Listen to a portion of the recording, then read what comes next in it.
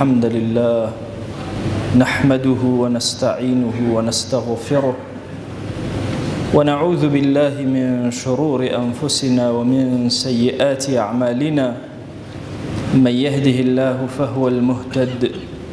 ومن يضلل فلا هادي له أشهد أن لا إله إلا الله وحده لا شريك له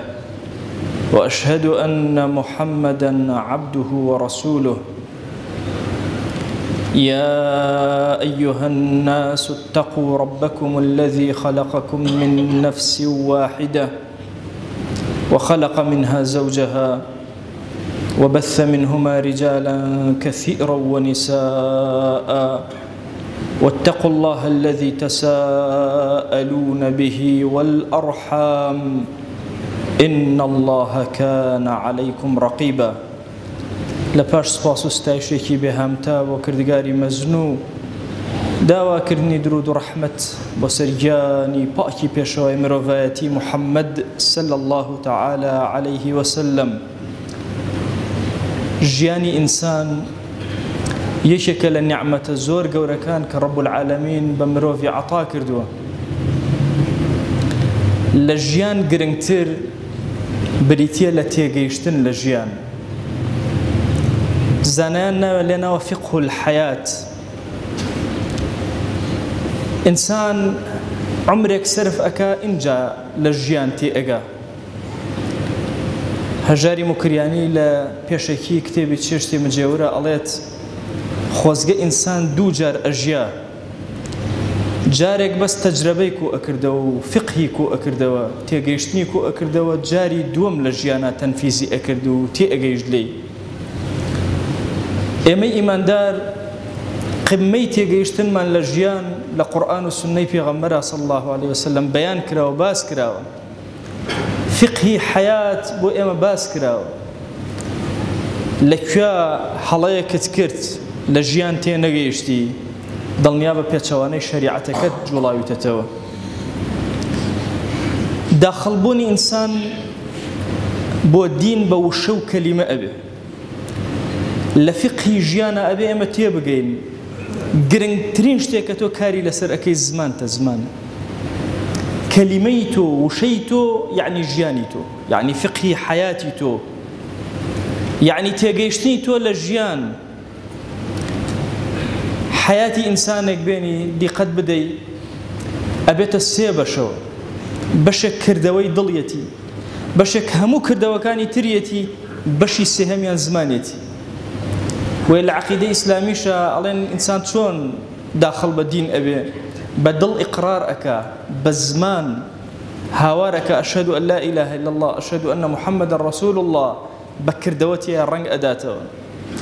بۆیە وشەکان لە حیاتی ئێمە زۆر گرنگیان هەیە. لەوە ئەچێ کەسمان هەبێت تا نیوەی ڕێ ڕۆشت بێ لە ژیانی خۆیە، کەسمان هەبێت لە کۆتایە بێ، کەسمان هەبێت لە سەرەتایە بێ. هەمومان پێویستمان بە تێگەیشتنە لە ژیان،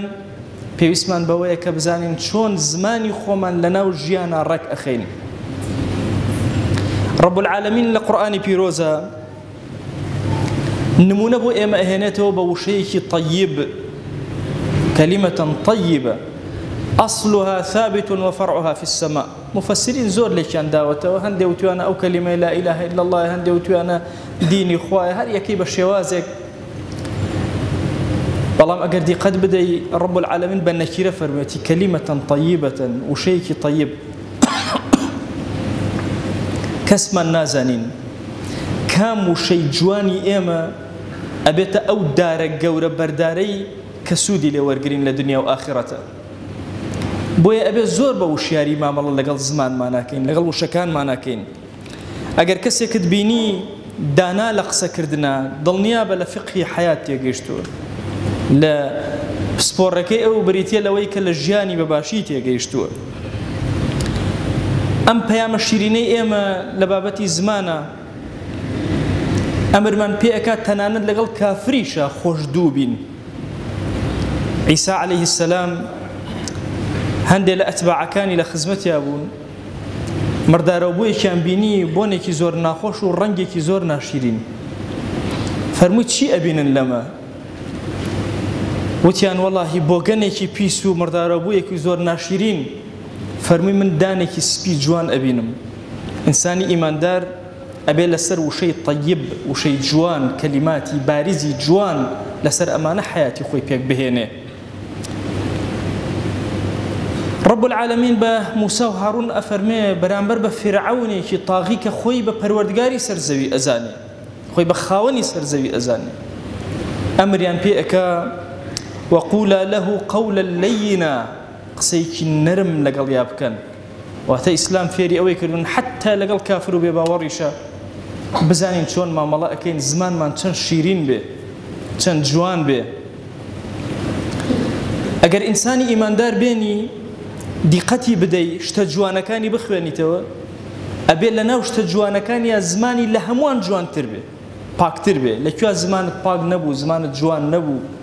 دلیلی ئەوەیە لە حەزارەتی دینەکە تێنەگەیشتووی، لە فقهی شەریعەتەکە تێنەگەیشتووی، لە فقهی ژیان حتا بۆ خۆت تێنەگەیشتووی.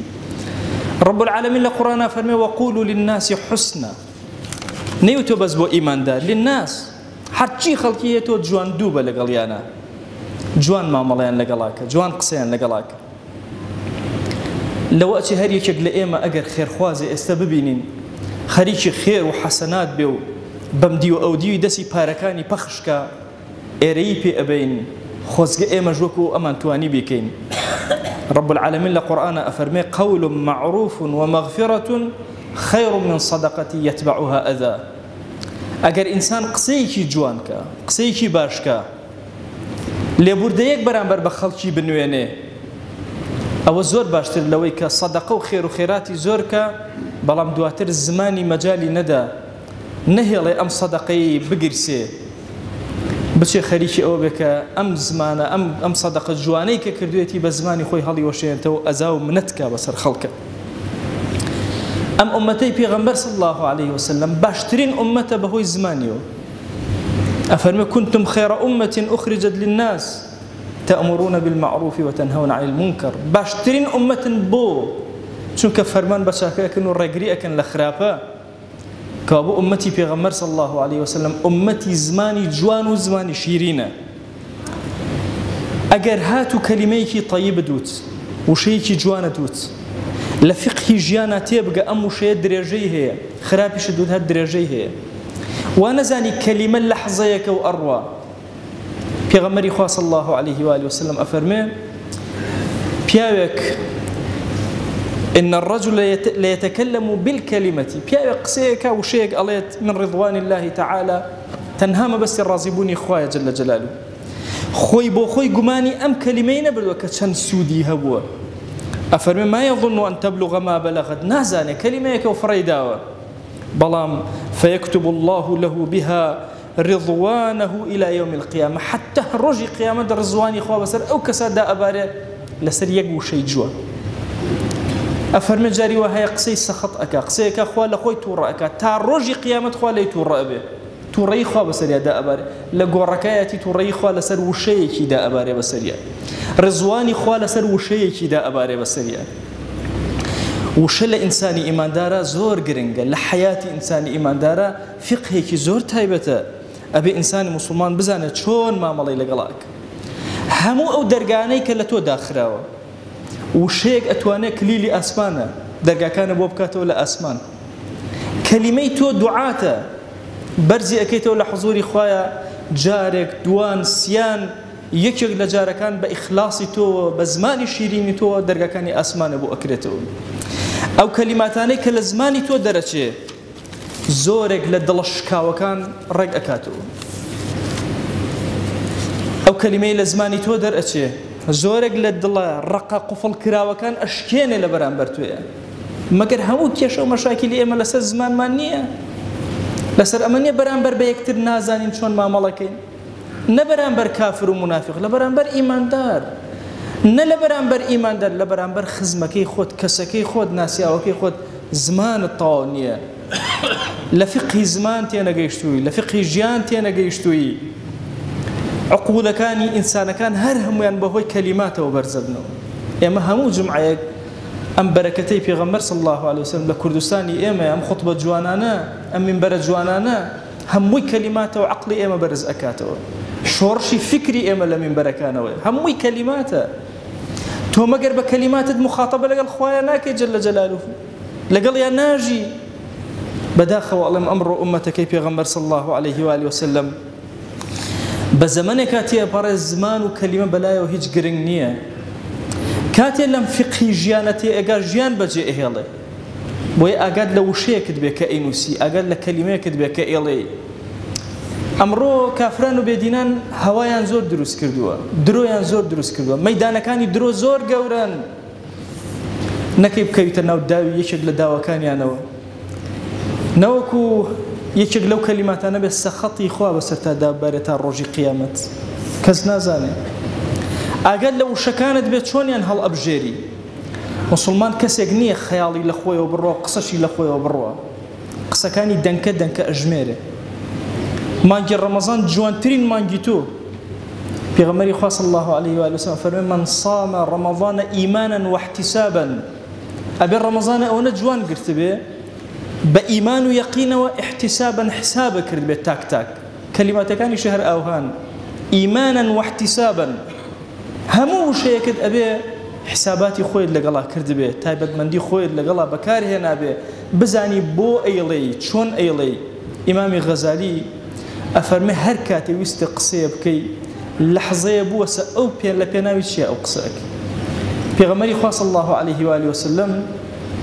إيمان داري وصف كردو بدوشت سيهميني أبدا فرميتي من كان يؤمن بالله واليوم الآخر فليقل خيرا أو ليصمت أو كسي إيماني بخوا بروجي آخرت عقيدي دام زراوة يا قصي خيرك يا بيدنق أبي يعني قصي شر لمسلمان ناوشته أبدا بو لم زمني فتنة وفسادا اما زور بيوسمان بزمان جيري خومان هيا زور بيوسمان بوا هيا كا لنو ام فتنانا ببيدنجي بروين شون بشي يكم قصي خير بو تو قرنقا بشي دوامي فرمايشتك بيدنجي تو شهر قرنقا هلمك ديان رودا ورؤدا بيدنج بتيايا نبدا بيت الشريكي بشق لقتل بشق لزنا بشق لفحش بشق لبهتان بشق لغيبات همو دردكان أقرنوا بو أم زمانه بيغمري خاص الله عليه وآله وسلم بيشي لها والله نفرمو دايك الرولا روبوكا خلق بتشي أشي بو جهنم بم زمانه أشي أبي إما أمر لهمو كاتك زياتر حضارتي إسلامي لزمان ما نرنق باتو إما أمتي جنين تنها نيجو الرجو تقوصيك عبادة من هبه إما أمتي كين هاتون بوي حكم جيهان كين هزار صال جيهان من بردو بريوه أم زمان الشيرين بردويتي بريوه أم عقل الجورة بردويتي بريوه زماني بتشوكي شر كولانو شر قركو شر دراوسيو شر خزمو شر كومالقاو شر قوميتو شر أحزابو أما زمانك إسلامي نية زماني مسلمان زمانك باراو جوان ساغ أما بشيك لفقه جيان بويا لجيانا باشترين فقه بوتو أو يك زمانة بارز راوبي يا خير بلي يا بيدنگ بي خواي جان لت أبارينا ولت ألالينا وبرحمتي خود ببزي خود بكرمي خود رحمتي خود بسرمانا ببارينا عفو منك يا رب العالمين هلا بزمان كردو مانا لمن خوش بيا أكرم الأكرمين خواي جان داواد لي أكين بناوي جواند بصفتي برزة باسمي عظمت رحمتي خود بسرمانا ببارينا عفوي خود بسرمانا ببارينا إلهي داواد لي أكين بركتي خود بسرمانا ببارينا إلهي ستر من كلبناها كان من يا رب العالمين داوان لي أكين يا رب العالمين برحمتي خود ببزي خود بكرمي خود رحمتي خود بسر أما جسي إما ببارنا إما بأمرك في غمر صلى الله عليه وسلم كوبينا ويا إلهي داوان لي أكين برحمتي خود خوشويستي أو خوشويست لدلمانا زيادك بركاتي أسماء وزي بسر منا ببارنا خويا هانا من بولايتو هنا ودلمان آرامك مالكان من آرامك جيان من برك لآرامي يا رب العالمين قوركان من آرامك يا أكرم الأكرمين خويا هانا من بولايتو هنا وبرحمتي خود ببزي خود لساحي محشرة آرام منك لكاتي محاسبة آرام منك لو لحظة نيب لقايتو شادبني يا إلهي آرام منك إلهي داوار ليكن أم عبدانا هاتنا أم ماليتو ندائي تو بانجي كردن أما ندز برزنا كان وتنها لحضوري تو يا نبي دعانا كان تنها لبارقاي تو نبي سجدنا بن تنها بو تو نبي ركوعنا بن تنها بو تو نبي أما أنا يعني كلماتي الطيب تنها بو تو برسكنا ديا إلهي دعاء كان جرابك ادعوا الله وأنتم موقنون بالإجابة.